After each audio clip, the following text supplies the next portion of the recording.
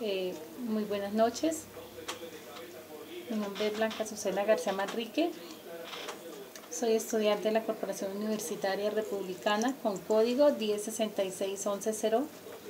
Actualmente estoy cursando mi cuarto consultorio jurídico. El tema al cual os voy a hacer referencia es a la afectación a vivienda familiar.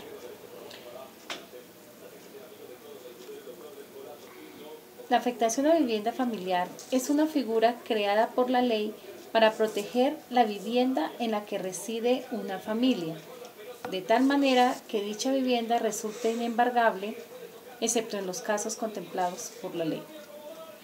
Con esta figura, la ley busca proteger a la familia como unidad básica de la sociedad. La ley ha entendido que para que una familia pueda consolidarse requiere de un espacio mínimo, el cual debe ser protegido de manera especial, lo que conlleva a que una vivienda familiar no pueda ser embargada por ningún acreedor. Entonces, nos dice la ley de afectación a la vivienda familiar. Bueno, esta ley la encontramos en la ley 258 del 17 de enero de 1996, modificada por la ley 854 del 2003. Esta ley estableció la afectación a vivienda familiar indicando cuál debe ser su procedimiento, que lo tenemos por dos vías. La primera, vía judicial, y la segunda, vía notarial. Para hablar de la definición de vivienda familiar tenemos: entiéndase afectado a vivienda familiar el bien inmueble adquirido en su totalidad por uno o ambos cónyuges antes o después de la celebración del matrimonio destinado a la habitación de vivienda familiar. En este caso pues tenemos matrimonio o la unión marital de hecho. Entonces, estos bienes inmuebles afectados a vivienda familiar son inembargables, dice la ley, salvo en los siguientes casos. El primer caso, cuando el bien inmueble se hubiese constituido hipoteca con anterioridad al registro de la afectación a vivienda familiar.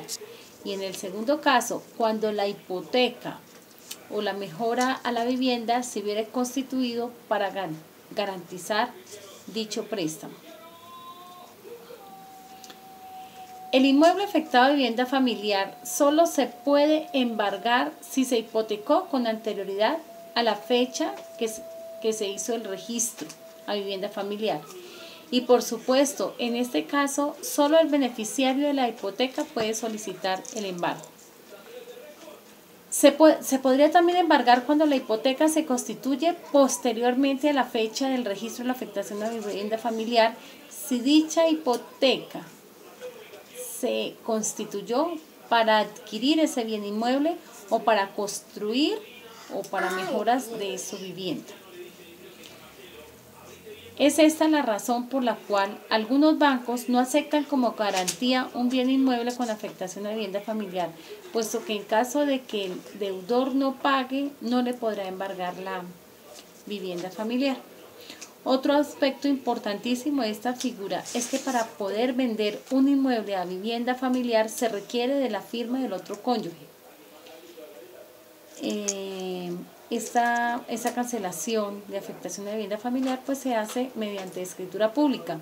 Actualmente tiene un valor aproximado en la notaría de 120.000 pesos. Entre la Oficina de Registro de Instrumentos Públicos se cancelaría un valor aproximado de más o menos 150.000 pesos. Entonces, si hacemos referencia a la ley 258 de 1996, encontramos su procedimiento. Hay dos maneras para hacerse la constitución, para constituir sobre un inmueble de afectación a vivienda familiar. El primero que nos dice la ley es por vía judicial o por vía notarial. La ley pues nos habla de su definición y dice: se entiende afectado un inmueble de vivienda familiar aquel inmueble adquirido en su totalidad por uno o por ambos cónyuges antes o después de la celebración del matrimonio destinado a la vivienda familiar. En cuanto a su constitución, nos dice la ley que la afectación por Ministerio de la Ley respecto a las viviendas que se adquieren con posterioridad de la vigencia de la Ley 258 de 1996, se debe hacer por escritura pública y firman los dos cónyuges. O pues en el caso de las uniones maritales, de hecho, firmarían los dos compañeros permanentes. En cuanto al registro de la afectación a vivienda familiar y su oponibilidad, tenemos que la afectación a vivienda familiar, dice la ley, solo será oponible a terceros a partir de la anotación en la Oficina de Registro de Instrumentos Públicos en el correspondiente folio de matrícula inmobiliaria. En cuanto a las viviendas de interés social construidas con mejoras en el predio ajeno, dice la ley, las viviendas de interés social construidas con mejoras en predio ajeno podrán registrarse como tales en el folio de matrícula inmobiliaria del inmueble respectivo, y sobre aquellas se debe constituir afectación a vivienda familiar. Bueno, también habla la ley o patrimonio de familia inembargable, pero pues este no es el caso al cual estamos haciendo referencia hoy.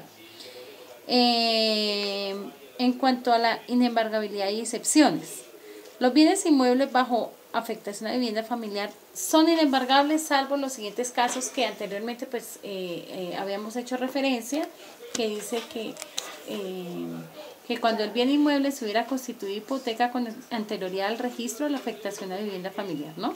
Eso pues por no tener el desconocimiento de los terceros. Y en el segundo caso que contempla la ley es cuando la hipoteca se hubiera constituido para garantizar el préstamo para la adquisición o construcción de mejora de la vivienda.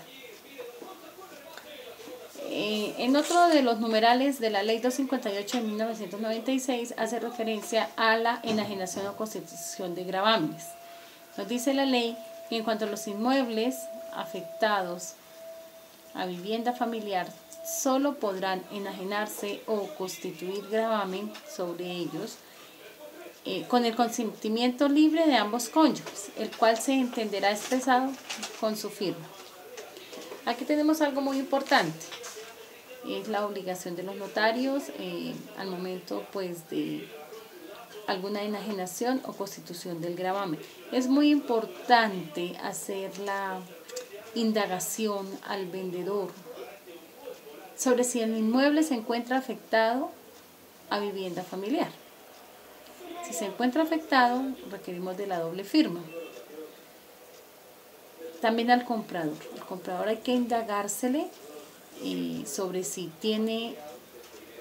el inmueble que va a adquirir lo va a destinar a la vivienda familiar.